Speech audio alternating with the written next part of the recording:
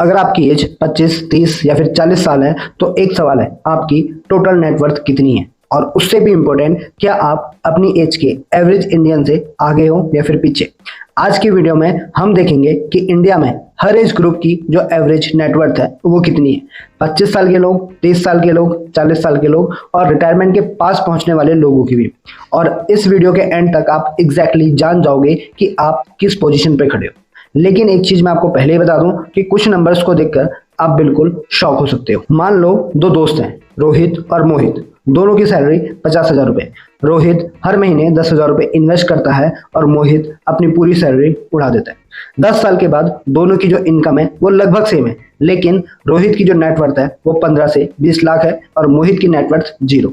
यही रीजन है कि सैलरी और नेटवर्थ अलग अलग चीजें हैं और असली गेम नेटवर्थ का है। सबसे पहले समझते हैं कि नेटवर्थ होती क्या है। देखो, फॉर्मूला इसका बहुत सिंपल है। Net worth is equal to total assets minus total liabilities. अब यहाँ पे एसेट से मेरा मतलब है cash, mutual fund, stocks, property, gold, और वहीं पे लायबिलिटी का मतलब है पर्सनल लोन, क्रेडिट कार्ड डेब्ट, कार लोन, होम लोन। एक एग्जांपल से मैं आपको समझाता हूँ।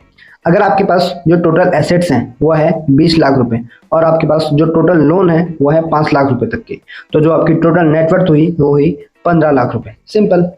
अब हम बात करेंगे 20 से 25 साल के लोगों की इंडिया में जो एवरेज नेटवर्थ है वो कितनी है। ठीक है, देखो 20 से 25 की एज में जो ज्यादातर लोग होते हैं इंडिया में, वो या तो अपना कॉलेज कंप्लीट कर रहे होते हैं या अपनी पहली जॉब कर रहे होते हैं या फिर सेविंग स्टार्ट कर रहे होते हैं।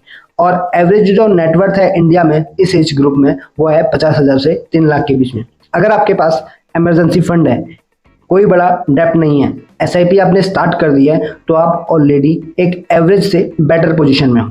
इस एज में करोड़पति बनना गोल नहीं होना चाहिए, हैबिट्स बिल्ड करना गोल होना चाहिए। अब आती है सबसे मोस्ट इंपोर्टेंट एज, 25 से 30। यही एज डिसाइड करती है कि फ्यूचर में वेल्थ क्रिएट होगी या फिर नहीं। इंडिया में एवरेज जो नेटवर्थ है वो रफली 3 लाख से 15 लाख के बीच में है।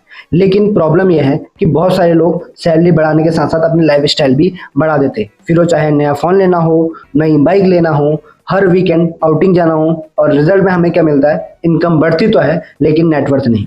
अगर आप 30 की एज तक 10 लाख रुपए की जो वर्थ है उसको क्रॉस कर लेते हो तो आप काफ़ी अच्छी पोजीशन में हो। अब हम बात करेंगे 30 से 40 साल की एज वालों के लिए।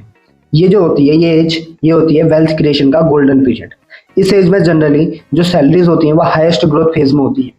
फैमिली रिस्पॉन्सिबिलिटीज बढ़ती हैं, होम लोन्स वगैरह शुरू होना स्टार्ट हो जाता है, और जो एवरेज नेटवर्थ है इस एज में वो है 15 से 60 लाख के बीच। यहाँ पे जो कंपाउंड इंटरेस्ट है वो अपना मैजिक दिखाना स्टार्ट कर देता है। जो लोग 25 की एज में एसआईपी स्टार्ट कर देते हैं उनकी जो वेल्थ है वो एक्सेलरेट होना स्टार्ट होती है, और जो लोग वेट कर रहे होते हैं उनको कैचअप करना मुश्किल लगता है। अब आते हैं 40 से 50 की एज ग्रुप के लोगों को। यहाँ पे जो वेल्थ है वो एक्यूमुलेट फेज में होती है। ठीक है, एवरेज जो नेटवर्थ है वो है 50 लाख से 1.5 करोड़ रुपए। यहाँ पे लोगों के पास प्रॉपर्टीज होती हैं, पीएफ का कॉर्पस होता है, म्यूचुअल फंड इन्वेस्टमेंट्स होती हैं। लेकिन एक शॉकिंग फैक्ट ये है कि बहुत सारे लोग हाई सैलरी अर्नर्स भी इस एज तक फाइनेंशियली स्ट्रेस में ही होते। रीजन, इनकम हाई होती है लेकिन जो इन्वेस्टमेंट होता है वो लो होता है। अब हम बात करेंगे 50 प्लस एज वाले लोगों के लिए। देखो 50 के बाद जो फोकस है वो बिल्कुल बदल जाता है। अब यहाँ पे वेल्थ क्रिएट करने से ज़्यादा वेल्थ प्रोटेक्ट करने पर फोकस होता है। एवरेज जो नेटवर्थ है वह 1 करोड़ से 3 करोड़ या फिर उससे ज़्यादा।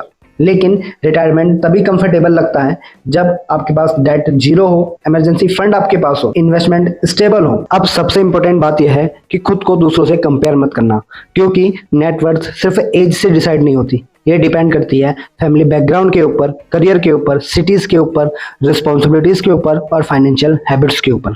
अगर आपकी एज 25 है और नेटवर्थ 0 है तो पैनिक मत करो। अगर आपकी एज 35 है और आप डेट में हो तो भी आप पैनिक मत करो, अभी गेम खत्म नहीं हुआ है। वेल्थ एक रेस नहीं है, ये एक प्रोसेस है। और मुझे कमेंट में अपनी एज लिखो और ऑनेस्टली बताओ कि आपकी जो नेटवर्थ है वो किस रेंज में है।